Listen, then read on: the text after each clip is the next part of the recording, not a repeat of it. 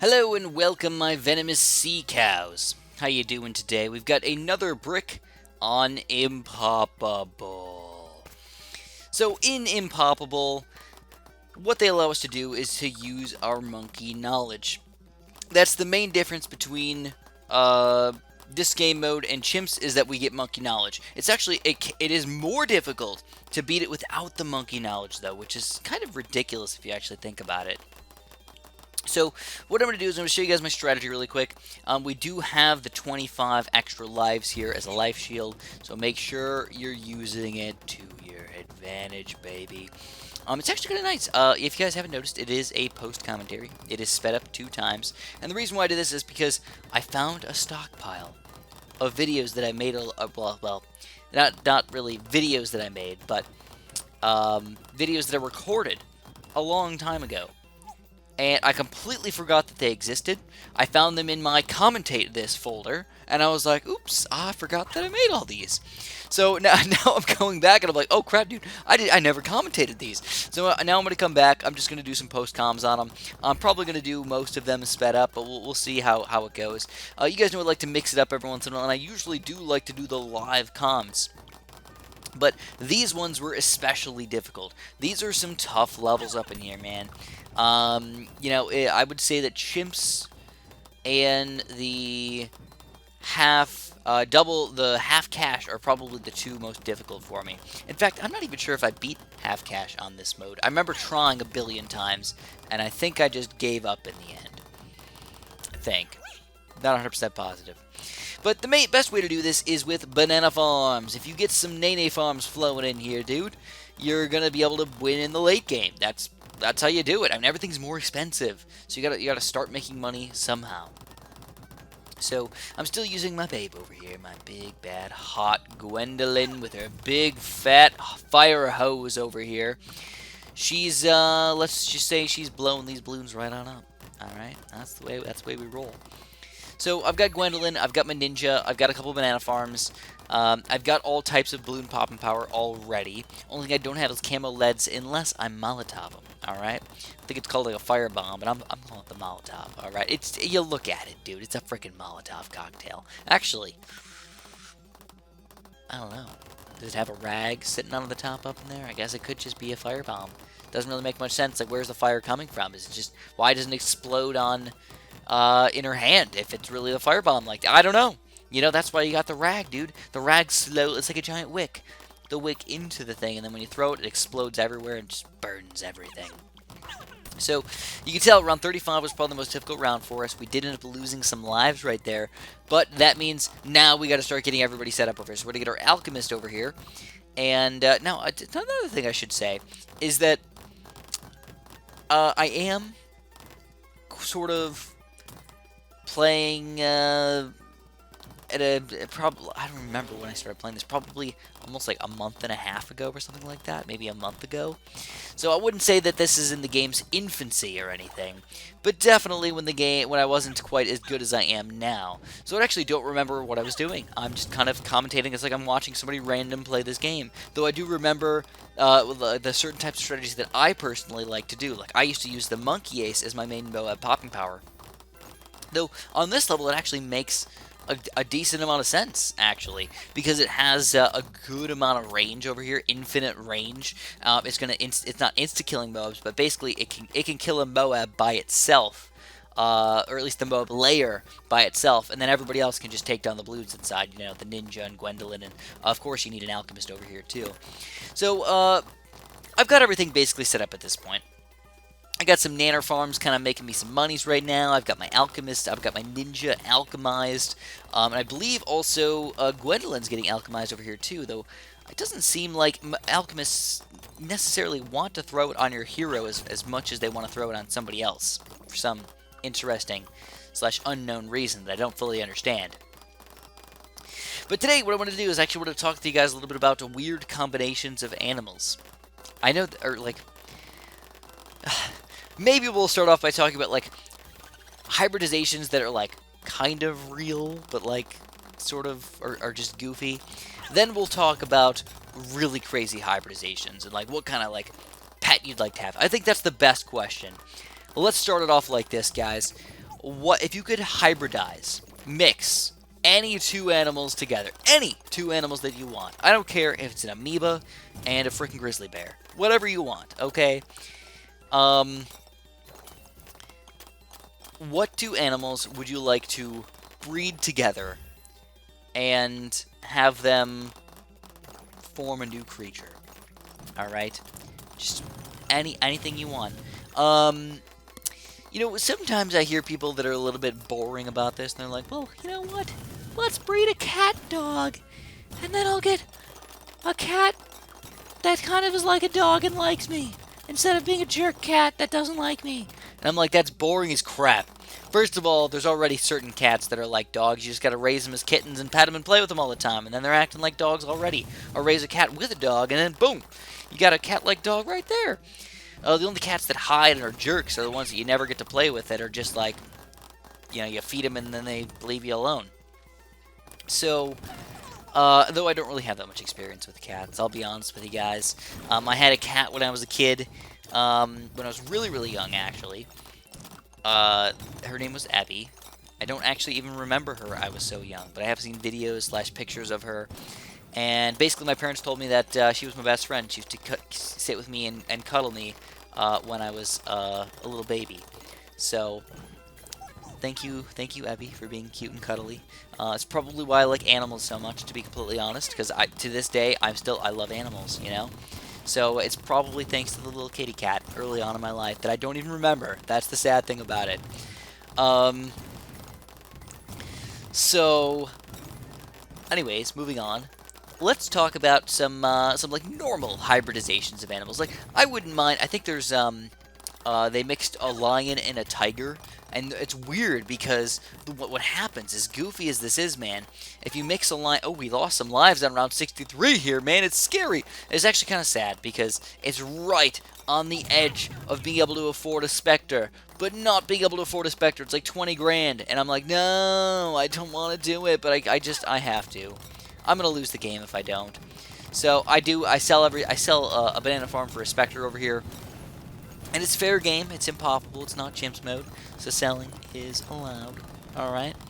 If you're looking at my main strategy, though, if you're actually trying to follow this strategy, main thing is make sure you've got Gwendolyn in range of an Gwendolyn and a ninja in range of an alchemist as soon as you possibly can. For round 40, try and get a 3-0-0. Monkey Ace, that's going to be your Moab Poppin' Power. Soon after that, try and make sure you've got a couple things alchemized over here. So I end up alchemizing my Destroyer and my Spectre up in the... Or actually, I was an idiot, and I should have got the Spectre up in the top right corner next to my Alchemist, but I didn't. Instead, I bought the one on the bottom here. Actually, which one did I buy? I actually don't know now. I probably was smart. I probably did get the one in the top right there. I couldn't imagine myself being that stupid, can I? No, I can. I can definitely see myself being that much of an idiot. It happens to the best of us, alright? Don't make fun of me too much. But, or, honestly, like, another thing is, when you mix, like, a cat and a dog, I just imagine a fox. You know, a fox is, like, the perfect example of a cat-dog mixture. Or, like, a raccoon type thing. Like, maybe if it was a big raccoon, you know? That's what I imagine, like, a cat-dog combo right there. More fox-like, because if you really think about it, like, what is a fox? You know, I mean, a fox is a fox. But it's, like, it's cute, it's cunning, it's like, it's probably the size, it's closer to the size of a cat than, like, a real dog. When I think of the size of a dog, I usually think of the size of, like, a big dog, like 75 pounds to 100 pounds. That's a dog to me. I know there's chihuahuas and pugs and gross little chirp dogs that just make no sense over there, but no, I'm a big dog kind of guy, and there's nothing wrong with a small dog. It's just not my style, dude. It's not my cup of tea, alright? So, I always like to ask this question to people that I meet, because, well, sometimes I do. It's kind of just like, it could be like a pickup line, too, if you want to, because it can open up to so much conversation. It can help you understand the person as well. Sometimes you just throw them off balance, though. It's like the first two animals that they think of is probably a cat and a dog. But it was back to the tigers and the lions. One thing that actually happens in nature, there's a lot of random hybridized animals in the wild. They usually don't breed much. Like, I think you can mix a horse and a zebra together to make a Hebra or something. I don't remember. It's a Zorse. I think that's what they call it, a zebra horse. Zorse. But oftentimes it depends on which one's the male and which one's the female. So, for example, in dogs, if you had a Chihuahua and a Great Dane breed, it is possible. But if you had a Chihuahua try and give birth to a Great Dane, it would not go very well at all. So usually what they have is they have the Great Dane be the mom, and the Chihuahua could be the dad. And they just artificially impregnate them, and then boom, you get Great Dane Chihuahuas. Whatever the heck that's called. I don't really want to see that combo. It probably exists, though. I bet you any money. So, it depends on which one you breed with for lions and tigers. And I don't remember which one it is, but I'm pretty sure a liger.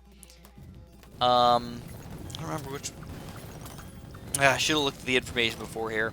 But one of them has a gene that makes you grow, and the counterpart, I think it's the male has the gene that makes you grow, and the female does not have. And then the female will give you the other gene that makes you not grow. So you basically end up being the right size.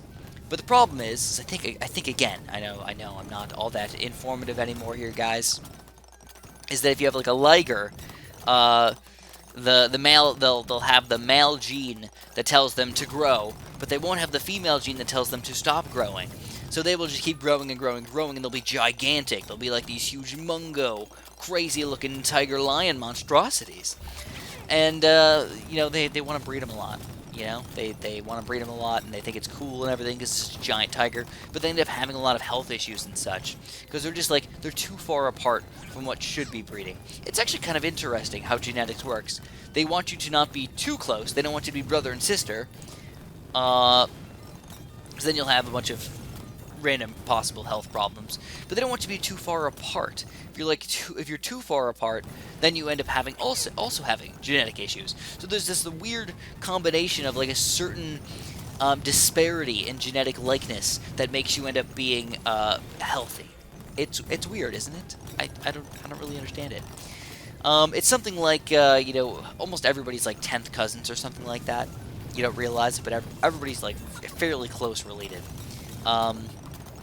Fairly closely related. Going from first, second cousin, third cousin. You don't realize how many ridiculous amounts of third cousins you have compared to second cousins, and of course compared to first cousins. It's just so many more. All right, so talking about the strategy right now. Look at what I got going on. I've got the alchemist is not that important for this, but I do have my two wizards on the far left. I've got the actual 5th tier top path 502 wizard, but I've also got a 4th tier right next to him, and I'm powering them both up with the alchemist over here. Then what I decided to do is just kind of for fun. I decided to go for a nice little 5th tier ice tower down here. Just kind of see what kind of chilling we can do. You guys want to chill with me? I'll chill with you. We can chill together. I've also got my ninja down here to slow down any extra balloons if we want to. Again, just kind of having some fun here, testing out the waters a little bit with these different types of towers and slowdowns and everything, and just seeing how well they are going to work for us. So, here we go, round 95. This is where it gets a little spicy here, guys. DD Tizzles! They're going to be coming out like crazy. There's a lot of them, and they suck, and nobody likes them, but you have to deal with them. We also were lucky enough to get a Grandmaster Ninja, though. And he's also in range of a 3rd tier monkey village. So we can pop DDTs and everything. Not any issues. Luckily, we were able to afford all of that juicy goodness over here. Even on Impoppable, we're able to afford all of that just by having a couple of extra banana farms in the bottom right corner here, man. You don't realize how much extra money these things are making you until the end of the game. So I decided to have a little bit of fun with myself. And I decided to go for some heli-pilots. I was thinking, what do I want to spend my money on? I can go tons of different ways. I can go for just a high tier Buccaneer over here, get up to an aircraft carrier or the carrier flagship, or get a heli-pilot army. And I mean, why would you not get a heli-pilot army unless you're a weirdo who doesn't like having fun? So yeah, we have to. So So that's what we do. We just spam a bunch of heli pellets. I'm not going to sell anything to make this happen, but I get a bunch of heli pellets over here. And with all the extra money, we're just going to buy the top path upgrades. Just the pursuit and the quad darts. And that's going to make all my heli pilots run around and just do things. But here we go, we're on round 100 already. This is the bad balloon, dude. So can we take this thing down? Well, I will say that I was a little surprised that my heli pilots didn't pop the bad balloon as quickly as I thought. I thought they were just going to, like, annihilate this thing. But I was kind of wrong, actually. They're pretty difficult to pop this thing. But we do end up following through in the end, and we do end up popping this thing. So, if you enjoyed my Impoppable walkthrough on a very difficult map, make sure you press the like button for me. I'd really, really appreciate that from you guys. Subscribe if you haven't, and hit that notification bell right there, because that'll get you notified every single time my video comes out. And, of course, have a super duper delicious day.